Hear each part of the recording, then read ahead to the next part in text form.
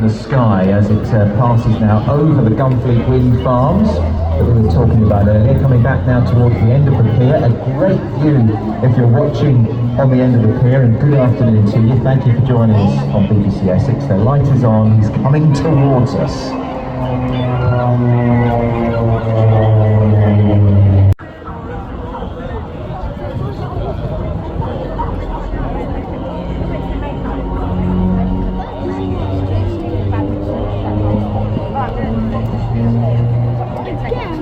And stay out of the water whilst the aircraft are flying.